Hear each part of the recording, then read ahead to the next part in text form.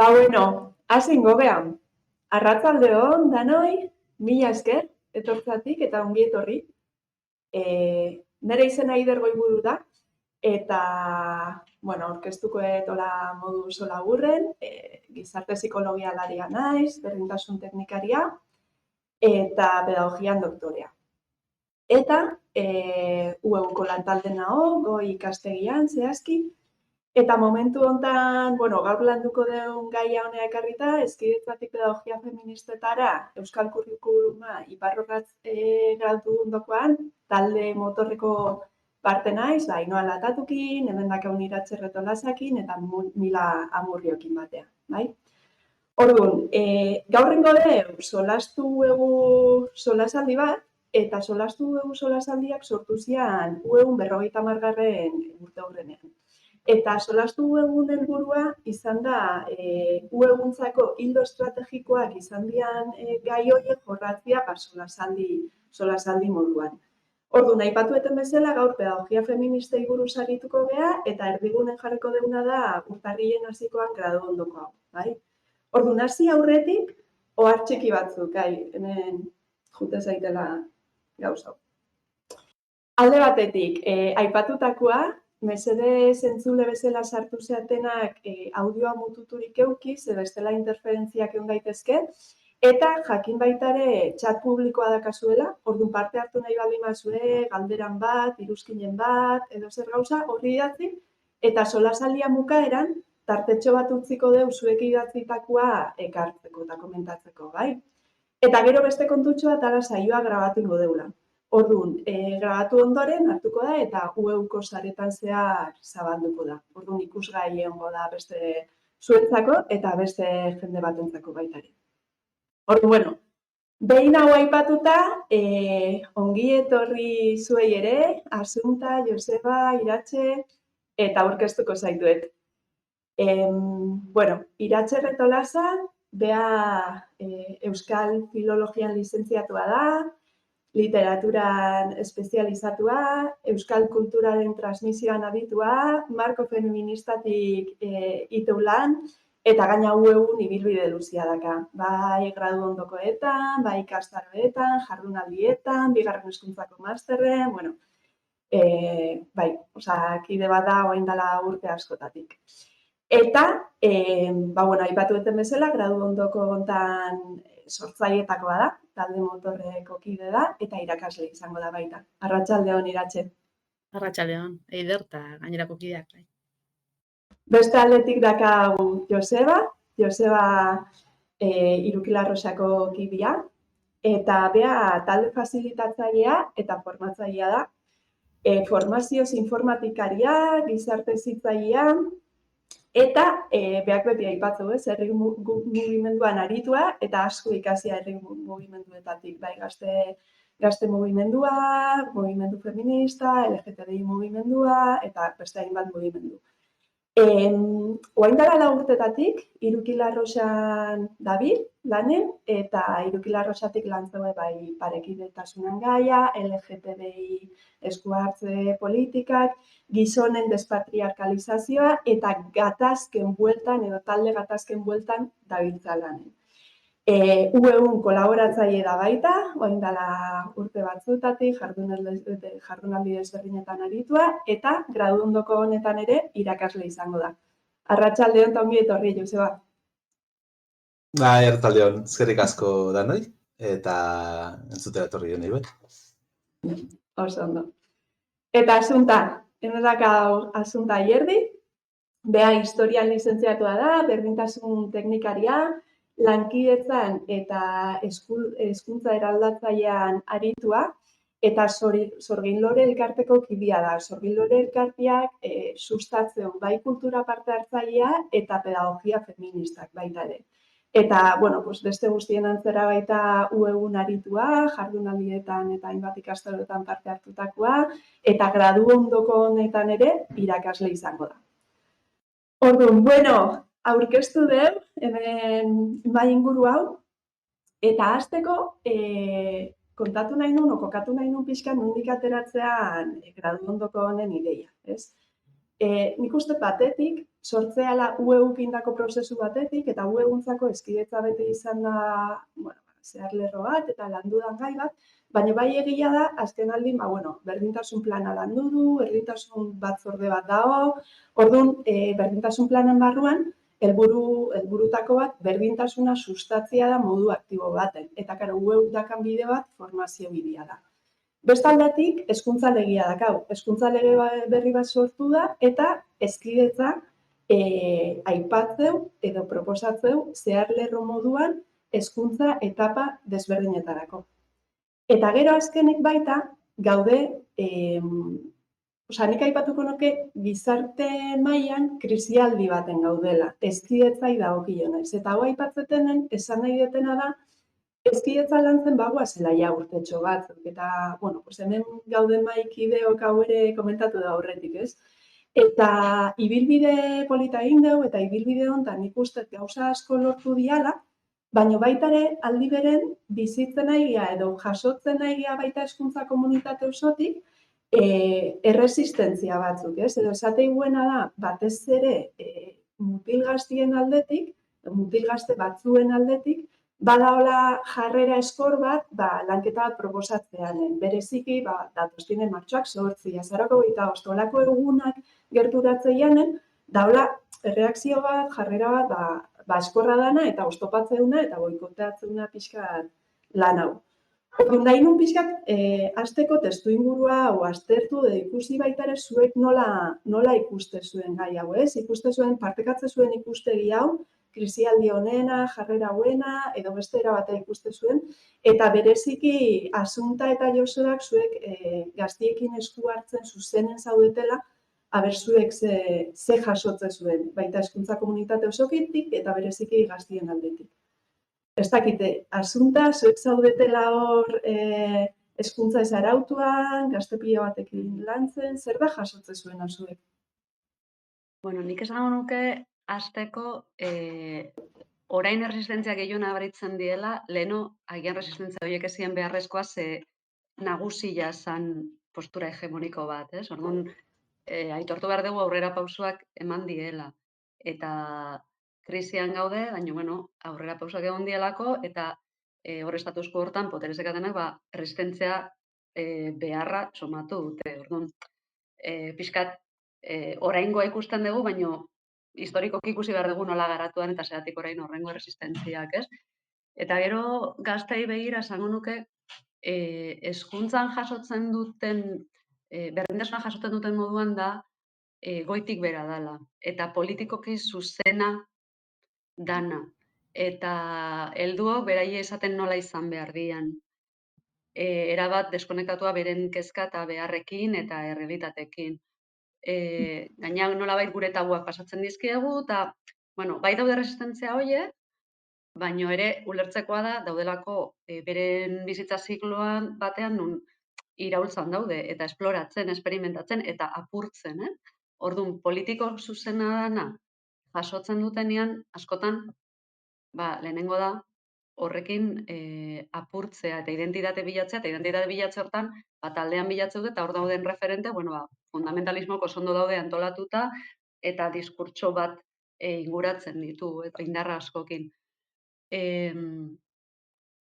Nik esango nuke ere, gazteak askotan behiratzen ditugula, helduak garen, behiratzen ditugula errudun eta arduradun bezala, baina nolabait gizarte islatzen dutela, ez dia hain ezberdin gurekin, beraiek ozenago esaten dituzte, edo ozenago adierazten dute resistentzia horiek.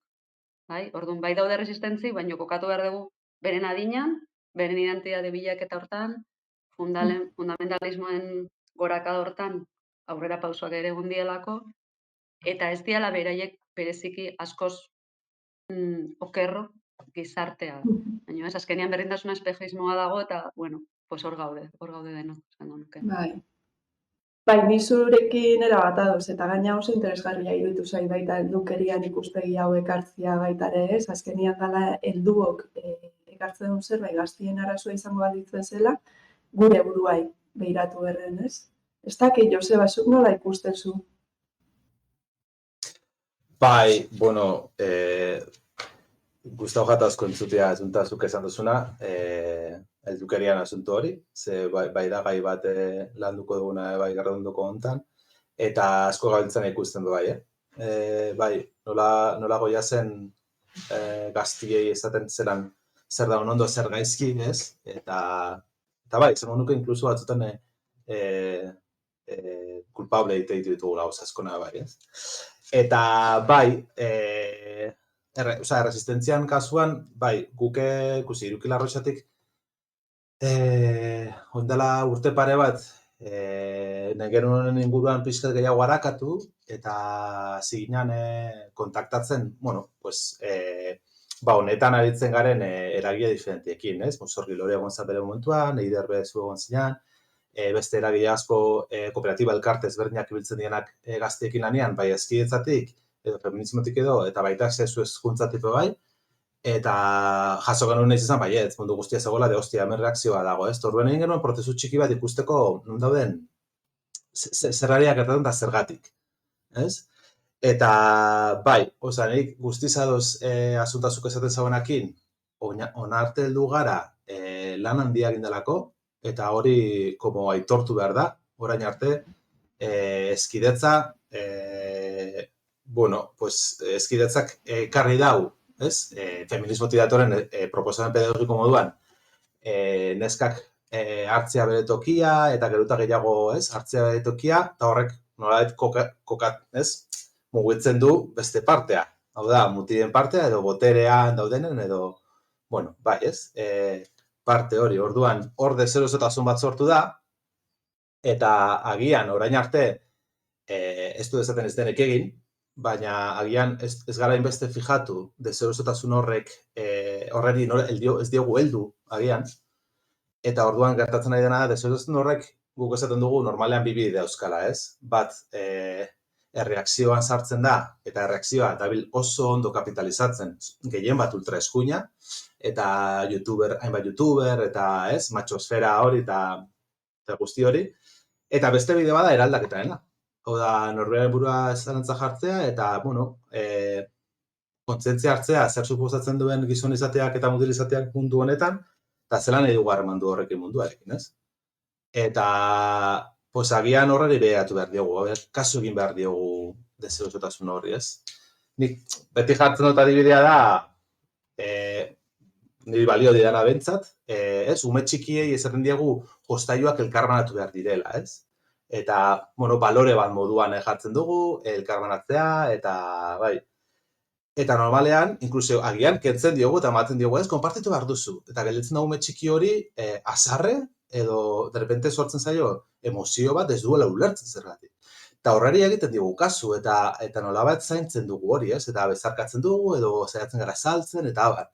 Agian mutilekin ez dugu egin hainbeste. Eta nik uste dut gaudela momentu baten, guk uste dugu bentsat gaudela momentu baten bastante klabea, agian oneri begiratu behar digula gehiago. Bai, nolabait hori. Eta gero, begira intersekzionala sartzea, ez? Ze askotan gabiltza mutilen boterean inguruan hitz egiten, eta mutilen privilegioen inguruan, eta bai, badago, baina mutila razializatu batek jasatzen duen arrazismo guztia eskolan, hori bai igual jarri behar da mahai gainean, ez? Orduan, ez dala insimplea. Bai, komplexu datu behar dela ez pixka.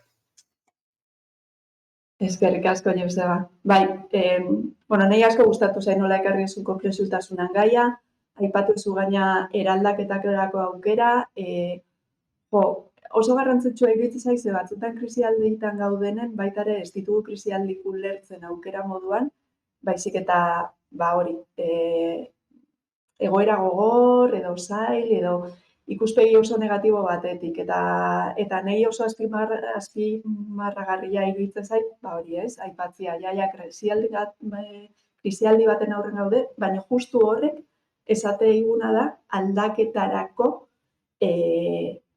bidea eta energia jarri berdeula. Eta hau lotu nahi dut baita ere, eskidetza behakin, ez? Aipatu dituzuen gaien arabera, ikusi eta ekarri zula, asuntasuk ekarri zu heldukerian gaia, nola heldu gure ikuspegitik esku hartze deun. Joseba, zuk aipatu zu ere, mutilak daudela jarrera erreakzionarioekin, baina ez gehala entzuten eta ulertu behar dela eraldaketa ikustegi batetik eta aztertu berdeula. Eta nahi guzti horrek eramatei pentsatzea baita ere, eta hau, zuk aipatutako prozesu hortan hitz egin genuen, ez? Buelta bat eman behar diola baita hezkidetza lan egiteko modu horrei. Bai, bilbide bat egin dugu, modu batean landu dugu, baina testuinguru hontan ikusten nagia hezkidetza lantzeko modua aldatu inberdeula. Beste begirada batetik inberdeula, komplexutasuna ekarri berdeula, begirada intersekzionala ekarri zu, estrategiak aldatu berdiala, gaztiai gehiago entzun berdeula, gure botere edo boterekeriak ere aztertu berditugula. Orduan, guzti hau honea ekarrita, niretzako argia da, nola hezkidetza alorren aldaketa eman behar dugu. Orduan, hau ekartzet batez ere hezkidetza pedagogia feministak bi termino hauen arten, testuinguru batzutan tentsio bat sortzen nahi dalako, ez? Pertsona batzuk erosogo sentitzeia hezkidetza terminoakin, beste pertsona batzuk erosogo sentitzeia pedagogia feministekin, eta nik zuek aipatutako guzti honekin lotura egiten nuen, niretzako garrantzitsua da aipatzia nik nola ulertzeten guzti hau, ez? Niretzako hezkidetza eta pedagogia feministak ez dira bi kontzeptu islatu eta kontrajarri edo desberdin. Ja, bide berdineko bi momentu. Eta hezkidetzan lantzen hasi gea, eduki batzuk landuz, metodologia batzuk ekarriz, eta ahalik eta ondoen inez, eta bidian, jungea baita ere konplexutasunak ulertuz, eta pixkanaka, ideia desberdinak, metodologia desberdinak txertatzen. Eta oaintxe egia, txertaketa guzti hortan esperimentatzen. Eta behar hori dago. Eta hortatik, nik beharra sentitzen baita ere pedagogia feministak terminua ekartzeko eraldaketa hori baita ere visualizatzeko. Hau garrantzitsua iruditzen zait aipatzea, ze gaina inkluso gradu ondokoan bertan irakasle desberdinek termino desberdina erabiltze dugu, marko berdina eukita. Baina, sozialki ere hor mai gainen dagoen gai bada, ez? Orduan, nahiko nuke zuekin partekatu eta ikusi baita ere zuek ze terminokin sentitzen zaten erosogo, zergatik, edo nola ulertzen zuen guzti hau. Orduan, ez dakit, Iratxe, zuk ez tezu itzaleno hartu, nahi bazu hasi? Hasiko naiz, baina egia da hezkidetzan eta pedagogia feministetan batez ere ez, argitu zaretela ez, Asunta eta Joseba, baina kanpo begirada batetik egingo du lehen gogoetan, nahi baduzue, ni kultur kritika feministatik nator, eta hezkuntzara heldu naiz, esan dezagun kultur kritika feministaren begiradatik, eta hola kanpo begirada batetik, eta zuen prozesu horiek entzun ditudanean, edo irakasleen bileretan egon gareanean ez, nik badu sentsazio bat, hezkidetza ulertzeko hainbat modu egon direla, egia da, eta iruditzen zait hainbat modu egon direla, ez dela egon modu bat eta bakarra, eta egia da batzutan iruditzen zait euskaraz garatu izan denean, agian hezkidetza garatzeko modu batzuk, zuek orain proposatzen duzuen pedagogia feminista horietatik hurbilago egon direla, beste hezkidetza bide batzuk baino. Baina egia dela, beste hizkuntza batzuetan garatu denean hezkidetza, egon direla korronte batzuk urrunago daudenak pedagogia feministatik. Ez dakite, eta horregatik iruditzen zait garrantzitsua estrategikoki kokatzea ongi, berdin du hezkidetza, pedagogia feministak, izendapena berdin du, baina nun kokatzen ari garen. Eta agian, adibide bat jarriko dut, kulturkritika feministan garai batean gertatu zena, eta iruditzen zait hezkuntzaren esparruan momentu horretan gaudela, ez?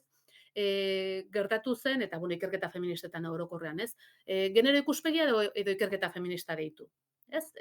Genero ikuspegidun begirada dugu edo begirada feminista dugu. Hasiera batean, genero ikuspegidun begiradak bazan begirada feminista, baina gero gertatu zen, ikerketa eremuak zabaldu ala eta, badakigu, beste begirada batzuek hori asimilatzeko ariketa batzuk egin ala, edo hori murrizteko begirada bat garatu ala, batzutan garatu izan dira genero ikuspegia duten begirada batzuk, bakarrik emakumearen inguruko ikerketak egiten dituztenak, baina ikuspegi eraldatzailerik gabekoak, feministak ez direnak zentzu hortan. Emakumetasunari loturiko zerbait aztertzen dute, baina ez dute eraldaketa prozesurik ikuspegi feminista batetik proposatzen. Eta orduan nik garai hartan esan dezagun ikerketa feministetan egontzen gatazka horrekin, edo izendapen gatazka horrekin ikusten dut orain eremu hau, zuek esango diazue. Eta orduan, iruditzen zait garai hartan askok esaten genuela bai, genero ikuspegia bai, baina ikuspegi feministatik. Eta ikusten genuelako, bazegoela, genero ikuspegia lantzen zuen korronte bat feminista ez zena, eta gaur egun ere badago. Baina biak erabiltzen ditugu, eta nik ere ikerketa feministaz ari naizenean biez ari naiz, baina beharra sentitzen dut adieraztekoa, ambiguo bihurtu den, eremu batzuetan ambiguo bihurtu duten kontzeptu bat politikoki kokatzekoa, ez? Bueno, horri ikusten dut egon gaitezkeela, ez? Eskerrik asko Iratxe, bai. Erabat ados, eta gaina hau gertatu da, bai, feminismo hitza jartzen zuen, ez, pedagogia feministak eduki aldetik ekartzeuen horrez gain, terminoak beak ere beste konnotazio bat, beste pixu bat, eta beste posizio bat ekartzen, bai, da ni horrekin ados nago. Bai, ez dakit Joseba, zuek irukitik. Bai, ikusiz, ze interesgarria Iratxe, induzun konparazio hori, ez? Kulturgintza kritika feministatik eta lan, bai, pues igual lantzerako ez zer gertatzen ari da, bai. Guke egia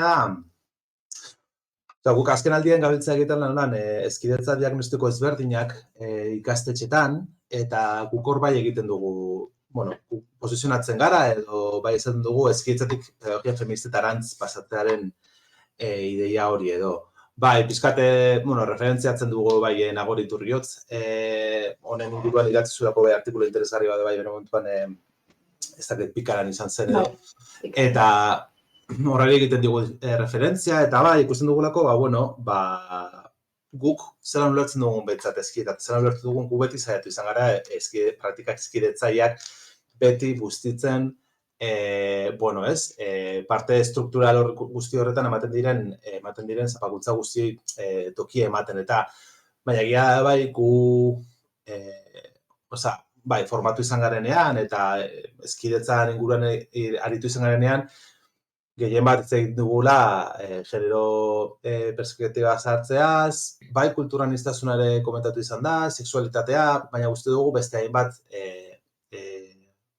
ardatz edo kanpoan geltzen zela, ez? Orduan guk bai egiten dugu apostua pedagogia feministetarantz egitea hori, baina betiko lez, eta unik uste dut dela gauza bat gainera, inkluso movimentu feministak asko erakutsi duzkuna, ez? Genealogian ideia eta nondik gatozen, eta nondik datorren aurreko guztia, eta nik uste dut hori ere honratzea, eta hori hor dagoela ekartzea, ez dagoela sobran. Gero egia da, hemen sortzen dela, eta erreakzioekin lotuta, ez, feminista hitzarekin zer gertatzen da, ez? Eta hor torbete sortzen dira reakzio pila bat. Eta hau nik uste dut kontutan hartu beharreko zerbait badela, ez erabiltzeko feminista hitza, baina bai kontutan hartzeko egon aldi gala, ez, reakzio batzuk, eta horretan prest egon behar garela. Baina hori, esan dut, ez erabiltzeko feminista hitza, nik uste dut erabil behar dela, baina kontutan aukita bai auki aldabela reakzioak horreri batzeko aukera. Bai, kontzientzia bat, ez da? Kontzientzia jakitia zer dan feminista hitza erabiltzea eta ze suposatu dezakeen, eta, preste egotia, inkluso garatzia estrategia batzuk baita ere, olako egoera eta reakzioei ere aurre egiteko, edo eraldatzeko, zuk ekartzen zinula, Joseba. Bai. Asunta, zuk zezaten. Niri asko gustatu zait Iratxeren adibidea, eta uste erabat parekoa dela edo esanguratsua. Azken finean, hezkidetza junda garatzen eta ulertzen eta bizitzen eta lantzen era ezberdinetan, eta kontua da orain bakoitzak nola ulertzen du eta nondikan lantzen du, nondikan jorratzen du. Azkenean guretzako ikuspegi feminista interseksional batetik berdintasun aldarrikatzen duen hezkuntza hezkidetza da. Eta nola hori lantzeko nola egokiena pedagogia feministak dira. Aldezu landu hezkidetza beste metodologia batzukin, bakarrik esparru txiki bat landuz, bakarrik sexu hezkuntza ez dakit nola, bakarrik parekidetasuna, bakarrik patio, bakarrik hezkuntza formala, bakarrik ikastetxek, baina guretzako askoz zabalago da, eta orduan nola edo estrategia erauberena, benetan integralena, eraldatzaiena, pedagogia feminista dira. Azkenean pedagogia feministen bitartez, subjektu kolektibo eta banakakoa indartzen da, barne lanketa egiten da, zalantzan jartzen dira arauak eta normaltzat jotzen dana, herri hezkuntzatik dator, edo, bueno, lotura daka horrekin. Orduan, guretzako da hori, era hoberena, benetan hezkidetza ulertzen dugun moduan, gaur egun hezkidetza ulertzen dugun moduan, lantzeko eta aurrera pausoak emateko. Eta, bueno, hezkuntzan noizbait, hezkuntza formala, ez formala, espazio informalak badia feministak, pues, hezkidetza ez dugu beharko, baina pedagogia feministak jarraituko dugu behar izaten, horrelako subjektuak lortzeko eta indartzeko. Orduan, ez dakidan transizio, edo, osea, ez dut uste hainbeste igual merezi duela energia edo tematzean hitz hau edo bestia. Gauza juten di aldatzen, testuingurua arabera, eta, desde luego, pedagogia feminista guretzako da, era, nola, hoberena, zer hori lantzeko. Bai, eskerrik asko, danoi ekartzeatik gai hau, ze espazio asko daude, ez? Bi termino hauek ekartzeianen eta tentsio pixkat sortzea. Pixkat edo batzutan asko, orduan uste jarraitu behar dugula olako elkarrizketak izaten, adibidek ekartzen eta zuek ekarritako dana ekartzen. Horregatik baitare, bueno, gradu ondokoan izenburuan pentsatzen, ez? Esaten hezkidetzatik pedagogia feministetara. Zuek ekarritako adibide guztingatik eta hor bide bat ikuste deulako, zubi bat ikuste deulako eta bueno, azkenian hor baitare garrantzia ematei eulako partekatze deun marko guzti horrei eta zuek aipatutako begirada intersekzionala erdigunen jarrita. Eta hau ekarri nahi dut baita edo hartu nahi dut hurrengo puntuakin lotura egiteko, ze begirada intersekzionalitatetik baita ekartze deu Euskal Kurrikuluman gaia. Euskal Kurrikuluma da gradu ondoko honen beste zutabe garrantzitsuetako bat. Guretzako azkenen pedagogia feministak euskeratik lantzia oso garrantzitsua da. Batetik bai, euskerak eskaintzei gulako mundu ikuskera zehatz bat, baina bestetik hizkuntza gutxituko hiztun izateak baita ere munduan posizio zehatz bat emate gulako. Orduan, ulertze du pedagogia feministekin lotura zuzena dakala. Hala ere, iratxe zuzea baitare euskal kulturan transmisioan aditua, zuek hartzezu marko feminista, orduan, desiatzen hau entzuteko baita zuk ikustezun lotura hau euskal kurrikuluma eta pedagogia feministen artean. Zer lotura egitezu edo nola ikustezu? Bai, ni pixkat nahi dut olako, kokapen txiki bat egin, euskal kurrikuluna garatu zen, 2000ko hamarkadako hasieran, 2005ean edo, eta pentsa, orduan guk jakiteko noiz sortzen diren gauzak eta ze testuingurutan. Testuinguru hartan hezkidetza ez zegoen gaur egun dagoen modura.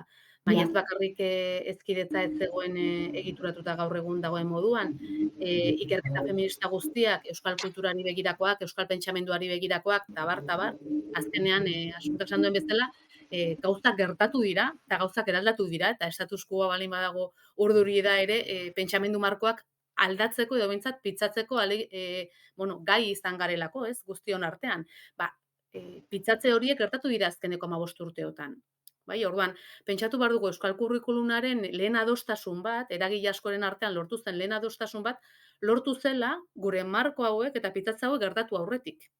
Orduan, alde batetik, eta gainera, oraingo markoetan euskal kurrikulum horrek funtzionatzen duela testuinguru batzuetan, baina beste batzuetan ja ez dagoela indarrean. Bai, baina batzuetan badago indarrean eta beste batzuetan ez. Orduan, alde batetik, iruditzen zait euskal kurrikulum horri bizi berritu behar dela eta ikuspegi garaikide bat erantsi bertzaiola euskal kurrikulum horri, zer esanik ez, begirada feminista batetik eta begirada intersekzional batetik, euskal kurrikulum hortan, lehen aipatu ez, Josuak aipatu dituen genealogia horiek sortzerakoan, ez zen genealogia feministetan narreta jarri, ez zen arrazarei begirako genealogia antiarrazista bat sortu, ez zen klase ikuspegi batetik genealogia, hainbat begiradatatik, ez zen ariketa, lehen ariketa zelako, esateko, hau da gure euskal kurrikuluna, eta hau da hezkuntzan lortu dugun adostasun bat. Eta sekulako ariketa, eta eskertzeko, baina diot, hori egin zenean, ez zegoen gizartean guk orain ditugun erronkak ez zeuden mai gainean, eta orain baditugu beste batzuk. Orduan, alde batetik iruditzen zait, begirada intersekzional batetik, pedagogia feministen alde hortatik beharra dugula euskal kurrikulum hori birdesinatzeko, begirada guzti hauek sartzeko eta genealogia horiek ekartzeko, ze azken batean ez, komunitate eta subjektuak beste modu batera guk ere funtzionatu behar badugu, beste referentzia batzuk behar ditugu, iraganekoak ere, eta garaikideak, eta horiei begiratzeko modu bat. Orduan, alde batetik iruditzen zait beharrezkoa dugula euskal kurrikuluna berritzea ikuspegi feminista batetik, eta gero iruditzen zait feminismoa pentsatzen da, feminismoak dio ez, ezagutza kokatua da, eta noski guk erabaki dezakegu nun kokatu. Erabaki dezakegu Espainian kokatu. Erabaki dezakegu espainoltasunean kokatu. Erabaki dezakegu frantsestasunean kokatu, edo globalidadean edo unibertsaltasunean, kako txartean, ze badakigu ez dela existitzen, baina guk eta pixka batek gradu ondoko hontan gauden, ikusten genuen ez, nahi genuela Euskal Herrian kokatu, euskaratik kokatu, eta bai lurralde ikuspegi batetik, eta baita ere hizkuntza eta kulturaren ikuspegitik berrituta ikuspegiak, baina horre nahi genuela eragin ez.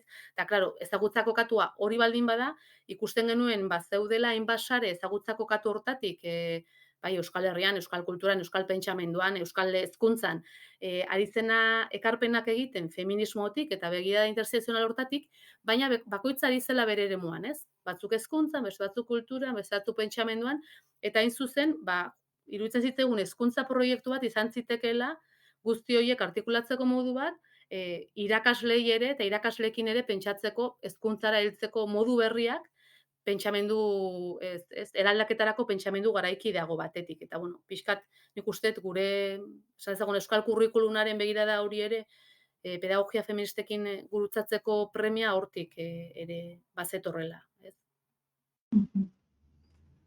Bai, Iratxe, indioguzu kriston kokapena, eskerrik asko baita ere, ekarritako ibilbide honengatik eta kokatzatik baita euskal kurrikulumen eta bilakera hontan, eta baita ere, hori gradu ondoko honekin dezaken ekarpena, ez? Kokapen hortan euskal kurrikulumai eta feminismoai baita ere, ez? Elkarrelikatu daitezkela. Eta asunta baita interesa dakat zure ikuspegia entzuteko, batez ere Sorgin-Loretti pedagogia feministak ikuspegi global, lokal batetik kokatzen dituzuelako, eta entzun nahi nuke baita ere euskal kurrikuluman gaia nola kokatzen zuen ikuspegi hontatik. Bai, eskerrik asko lehenengo Iratxe kokapenagatik, benetan. Hor, ibilbidea nola izan dan eta hobeto ulertzeko. Nik esango nuke, ikuspegi hau globala, lokala, lotzen du tokikotasun, kokapen hortan, ezagutza kokatu hortan, azkenean leku bakoitzen kokatu izan behar da, baina horrek ez du esan nahi isolatuta. Eta ez du esan nahi ez daudela joera batzuk nazioartekoa, bai erresistentzietan, ikusten dugu, baita ere eraldatzeko apustu horretan. Orduan, bakoitza bere kokapenean eta bere genealogiakin eta bere erronkekin, importantea lotzea beste tokikotasun batzukin, beste leku batzuetan, bakoitza berean, eta hor ulertzea, ikuspegi hau globala lokal laguntzen digu, hobeto ulertzen, gertatzen nahi zaiguna, beste lekutan nola gertatzen nahi dan, ze pausoa dauden, ze erronkarkan, zergatik, zertarako daude mugimendu batzuk, ze ikaspenak, orduan, hobeto ulertzen dugu, gertatzen zaiguna guri, eta horregatik hobeto aldiogu heldu, ere bai, eta hobeto aldiogu erantzun. Alde batetik ulertzen dugu egituran zenolako sustraiak dazkanten arazuak, zenolako sustraia dazkaten ere indarguneak. Egiturazko sistemikoa da dena, ez? Orduan, ikuspegi honek laguntzen digu guri hobeto ulertzen, besteekin lehiatu beharrean aliantzak bilatzen, eta ere inspirazioak bilatzen. Eta esaten nuen, pitzatze horietan orain nola egingo diogu aurre. Beste batzuk igual egon dia hortan orain dela gutxi, edo lehenago, ikasi dute porrotedatik, ere aldegu eszenatoki berriak irudikatu, beste gertatzen zaienatik. Orduan nik uste, alde batetik, marko global horrek ematen digu gogoeta estrukturalago bat, sistemikoago bat, eta bestaletikan aliantzak, elkarlanak, ikaspenak eta inspirazioak aldigula eman, eta gu beste batzuei baita ere. Bueno, oso interesgarri baita asunta zuk ekarritakoa, ez? Osea, batetik, aipatu zu Iratxe ezagutza kokatuak, nik uste gaina hori bai ikerketa feminista, bai pedagogia feministetan ezinbestekoa da.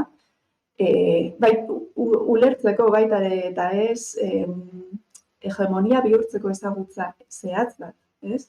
Osea, ulertzeko ezagutzak askoz konplexuak diala, testuinguruak baldintzatzen ditula eta beharrezkoa deula baita ere, guria dan hortan eraikitzea. Hori batetik, baina bestetik asunta zuk ekartzen zenuna ere, konparaketa hori analizatia, ulertzia beste leku batzuetan ematen nahi dian prozesuak, ekarpen analizatia guretik besteengatik jasotzia, aliantza horiek sortzia, osea, nik uste oso bat dihoaztila pedagogia feministekin, aliantzak sortzeko ideia hori. Ze interesgarri benetan. Hemendik abiatuta, eta gradu ondokoan sartzen, eta beste gai bat, lotura dakana ez edukikin bakarrik, baizik eta nola landuko dugu guzti hau, ez? Ekarritugu, hezkidetza, pedagogia feministak, intersekzionalitateak aipatu ditugu, euskal kurrikuluma, baina guzti hau nola gorpuztu dugu, gero nola eramangoa gradu ondokoan.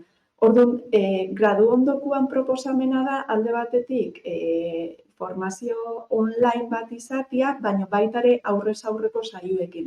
Eta hau dator baita,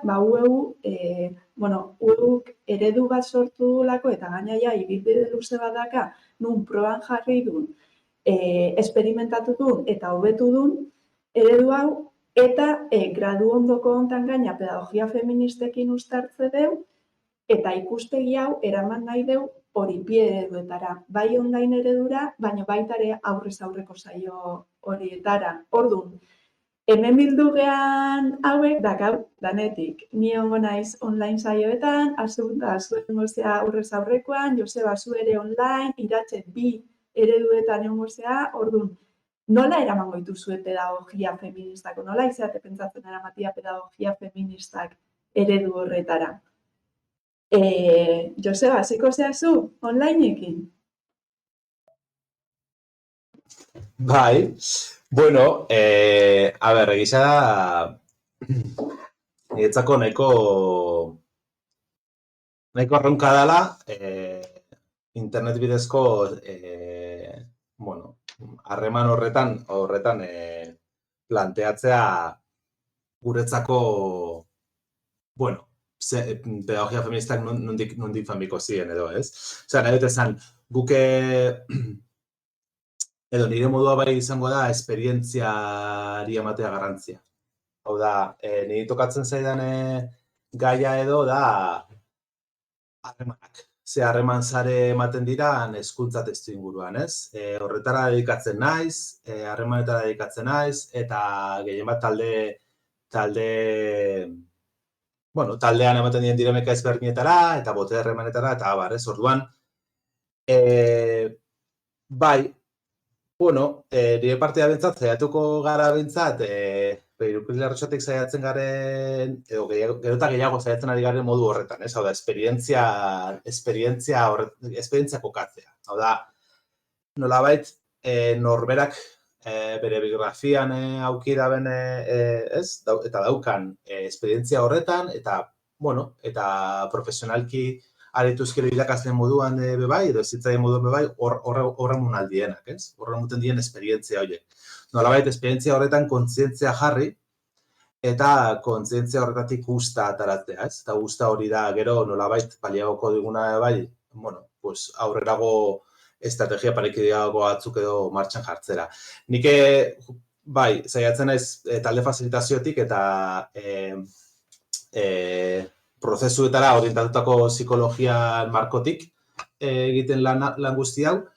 Orduan, nolabait, saiatuko gara, bi parteak edo sartzen, ez? Bai sartzen estrukturen eta soziologiaren markoa edo begirada, baina baita psikoanaliziarena. Hau da, ze prozesu psikologiko ematen dira gure ganbe bai, edo jentearen gan, bote harremanak bizi ditugunean, rangoaren gaia, lidergotzak, zitzaia lider rol bat da, eta orduan, ze izango litzateke lidergotza feminista bat, ez?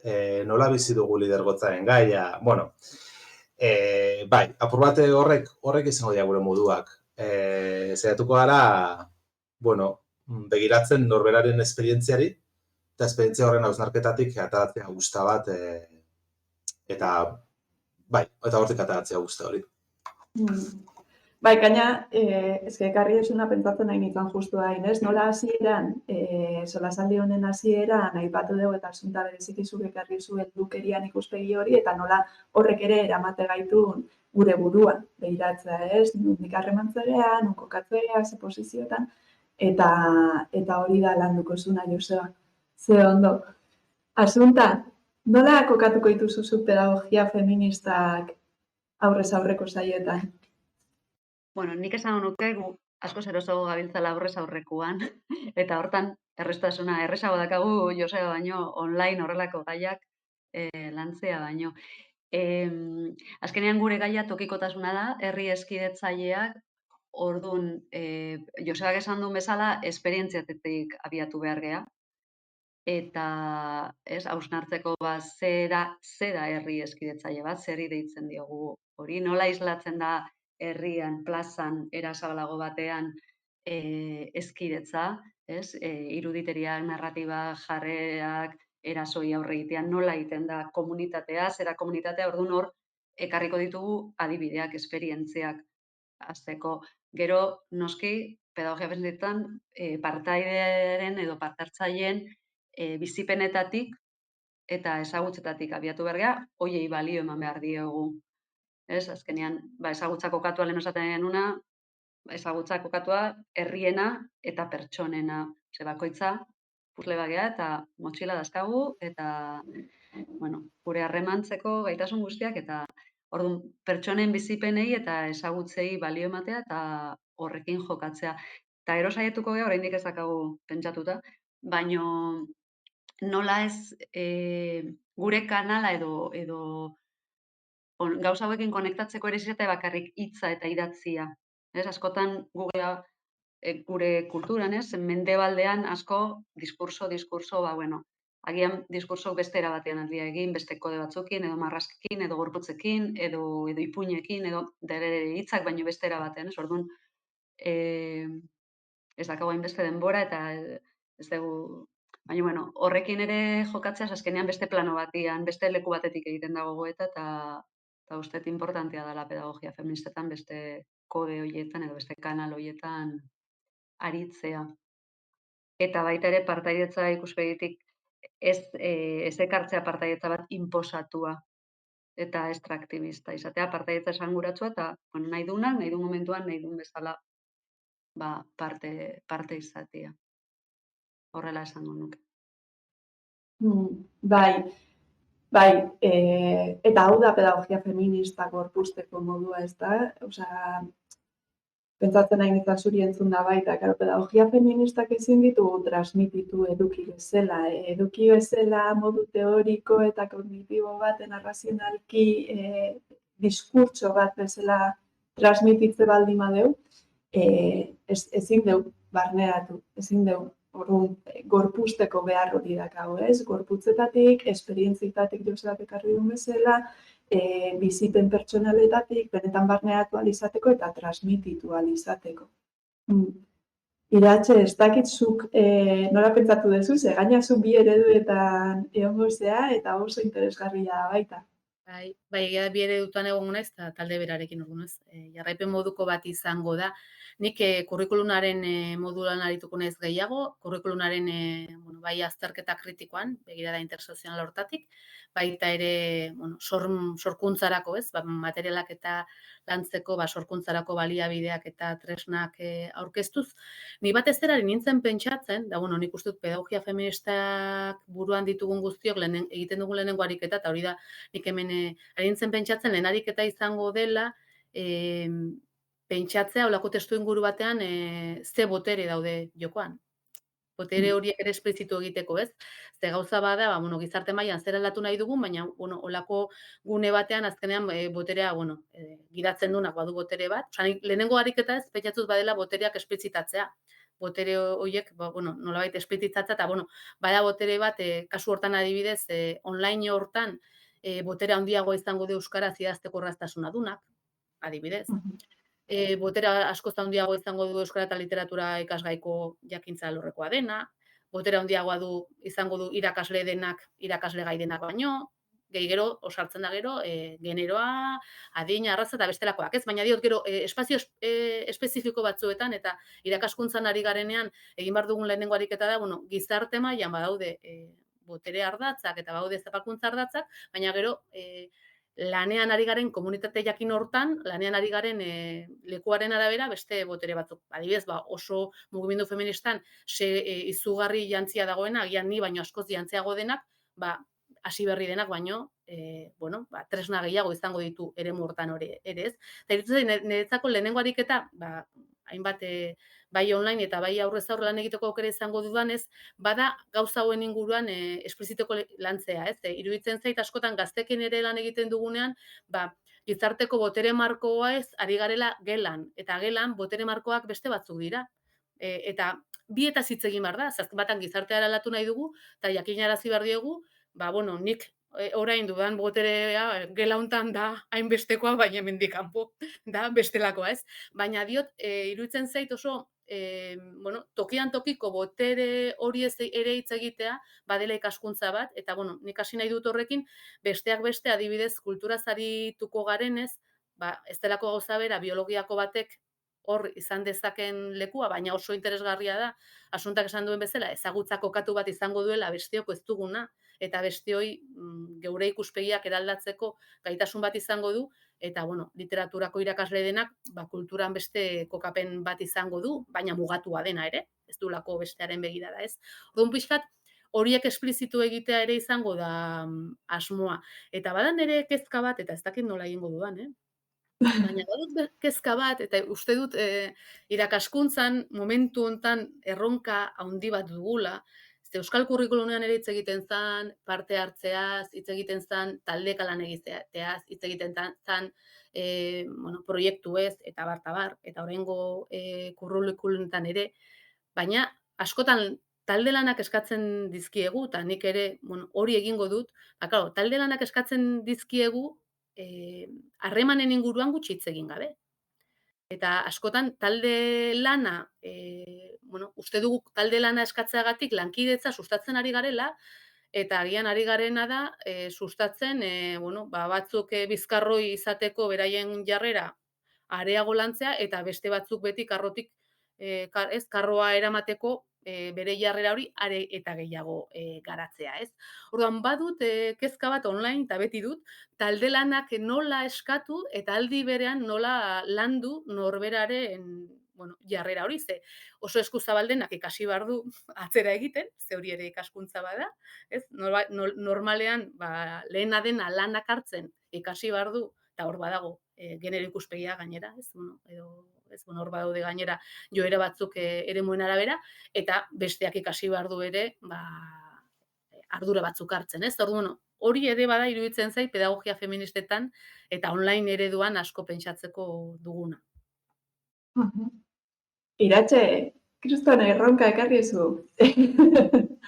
Baina mai gainen jarri ezu, ni erabat ados nago zurekin, eta uste asko sustatu ditugula talde lanak, eta sustatu behar ditugula, eta pedagogia feministetatik baita ezagutzan eraikuntza kolektiboei buruz hitz egite dula, baina, benetan kolektiboa izateko eta danok ahotsa edukitzeko, dinamika horiek eman behar dira, ez? Kontzientzia bat eduki, jakin eze posizio dakasun testuinguru zehatz hortaz ardura bat hartu posizio horrekiko, aurrea pauso bat eman, edo atzea eman, edo eta hori tokatzen zaigu bai ikasli eta bai irakasliei ere gradu ondoko hontan. Nik uste gradu ondokoa bea ikaskuntza prozesu bat izango ala danentzako eta oso aberatsa izango ala. Hori esperoet eta hola izangoa. Eta gero beste puntu bat, pentsatzen egola hitz egiten zen den bitarten, aipatu zula boteria, nola ematean boteria eta nola hori, Euskal Kurrikulumen aditua den pertsona graduondokoan baldin badao, nola zuk ekarriko zuen gaian aukera gehiago dezka. Eta pentsatzen egon aldi beren, azken aldin ez dut gehiago sakondu, ez ditelako denbora eman, baina oso interesauta nago, hasi naiz irakurtzen ziberpedagogia feministei buruz. Ez dago asko idatzita, baina adibidez Marta Luxan eta Barbara Bigliak eta badeke artikuluren bat, eta behaiek aipatzuena da online eredu honek ere, bai ekarri dezake botere harremanetan desoreka hoiek hausteko modu bat. Hau da, norbaitek denbora gehiago behar baldin badu gai bat lantzeko. Ez talako hainbeste gerturatu gai horretara, edo pentsatzeko berez denbora gehiago berdulako, idazteko denbora gehiago berdulako, online ereduak ekarri dezake hori. Baita ere, ulertzia errealitate desberdinetan bizi gehala eta pertsona bat eduki dezaketela zaintzagatik, lan profesionalizatuengatik, desken harremanengatik, ordutegi, egutegi aldatik eta zaintasun gehiago eta ziberpedagogia feministak ematen duela aukera horiek, errealitate desberdinetara egokitu ahal izateko. Orduan, zue guztik entzun da eta nire hausnarketa horretan nago, online ereduan egongo naiz eta horregatik nago ziberpedagogia feministei buruz irakurtzen, guzti hau barneratu nahi detelako, bai begirada intersekzionala, bai esperientziak, bai eremu pertsonala, bai talde lanak, bai botere harremanan gaia. Igual asko da, baina danon arten bai, graduondoko zuan arten bai ekarriko ditugu eduki guzti hauek.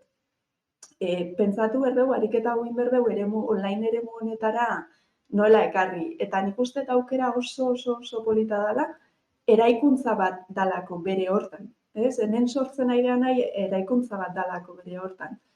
Eta eredu bat, eredu posible bat, eraikitzen nahi gehalako horren gainen lanen jarraitzeko, pentsatzen jarraitzeko, esperimentatzen jarraitzeko, baina oso aukera polita iruditzen zait pedagogia eremuan baita ere hasten juteko. Eta ja, honekin lotuta eta bukatzen juteko zeia denbora gutxi gelditzen zaigu, zuek nola bizi zue gradu ondoko hau da, ze ekarpen uste zue iteula gradu ondoko honek? Bai gizarte mailan, bai hezkuntza mailan, edo, zuek kokatzen zaten lekutik. Asunta, zu animatuko zea adibidez? Astea? Nik esango ez zehose, seguro osatu aldala beste ekarpen asko aldula eman iruditzen zait, orduan ni bat botakoet, eta beste batzuk seguro bestek osatuko dutela. Nire iruditzen zait, hasiera batean, Joseba esatezuna ez, konplexutasuna, iruditzen zait, egoera konplexuan gaudela, krisi ez dakit, konplexuan, krisi ere bai, ulertzen egia gero eta gehiago pertsonaren identitate bera ere ze konplexutasuna daka. Botere harremanak ze konplexutasuna daka. Ez da ni goitik zubetik eta maila guztietan horrela eta eremu guztietan horrela, hor joku asko dago. Orduan nolabait graduando honek aldu lagundu irakasle hezitzaile izango dien hoientzako, edo bakoitza bere eremuan erabiliko duen hemendik ateratzen duna, pentsamendu konplexuago garatuko du, iruditzen zait. Eta sakontasun gehiokin. Orduan, prestatuago egon alda pertsonalki eta tresna gehiokin, bai gelan, bai aisialdian, bai bulego batean, ez dakit. Gertatzen denari aurre egiteko edo ulertzeko edo gelan dagoenean talde lana nola egin? Talde lanean ezitu behar dezu, ere bai. Ezin dezu taldeak egin eta puntia daude elkarlanean. Horregatik gu ere beti gaude kultura parte hartzaileek, ze hori kulturak daude parte hartzearen ingurun eta ikasi behar da eta gero eskubidea errealitate bihurtu behar da ere bai, ez? Ez da bakarrik eskubidea parte hartzearena. Baina iruditzen zait orokorrean graduando honek gizarteko erronkekin hobeto eta era egokiago konektatzeko gaitasuna aldula sustatu eta pentsamendu konplexuko gaitasunak aldula trebatu. Ere bai. Eskerrik asko, Asunta. Ni erabat ados nago eta gaina uste ideia hori garatzen joan gehala solasaldi guzti honetan, ez? Joseba? Bai, nik asuntak konplexutasuna ekartzen zauela, bai, igual lehen sortu zen momentu baten, como, bai, ez da, sentsazio bat edo ematen duela, bai, badagoela tendentzia bat gure pentsamendu bitarrean eta dikotomikoan pentsatzera bat edo bestea, arrazoia ala gorputza, emozioak ala osea, eta oso occidentala dan pentsamendu bat dela gainera hori, eta posizionatzeko modu bat, ez? Orduan lehen ibili garela, ez? Pedagogia feministan zer esperientzia eta kognitiboa, osea, nik uste dut biak egon behar direla, claramente, osea, ez dela oin daukagulako tendentzia egiteko beste alde batera, ez? Penduluan metafora horrekin, ez? Orduan, hori ikusten dut, osea, honek bekarri alda dela hori, ez? Eta ben badaudela dikotomia, ez?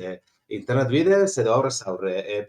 Bueno, pues horrek guztiak saiatzen saretzen, ez? Saiatzen hori ikusten dut hori ekarri alda dela alde batetik. Eta gero nik uste dut ja irakaslegoari begira edo irakaslei begira konplexutasun guzti hori ikasgeletara zelan eraman eta ikaskomunitatera zelan eraman bai horretarako balia duela.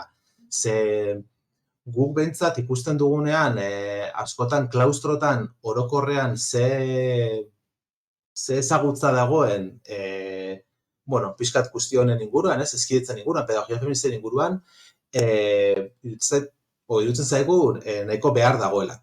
Nahiko behar dagoela nolabait, ez dakit espezializatzeko honetan, ez dakit espezializatzea da, baina bai, bueno, pues hemen graduandoko honetan landuko diren gai begiratzeko, ez? Eta askotan egiten dela, como, bueno, kanpokoak datoz, dagoaz gu, ez? Eta ikasleekin lantzen dugu hau.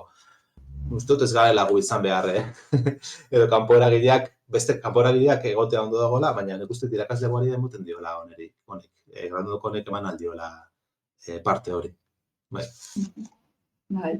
Eskerrik asko, Joseba, bai, ni zurekin erabat ados nago, eta gaina azkenen urtetan asko edu naiz irakaslekin lanen, eta baita ere sentsazio hori eukidetez, eta gaina irakaslek beharra sentitzeuela, gertatzena da, bueno, pues formazio beharra dago, eta graduondoko honek eskaini dezake hori. Eta gero aipatzea, asko gustatu zaitela dikotomian gaia nola ekarri zuen, ez? Dikotomia hauek, haustia ikuspegi dikotomiko hori, eta saretzen jutia, ze egia da, eta ez nekan kontzientzia handik horrei buruz, eskertze dizut baitare hori ekartzia.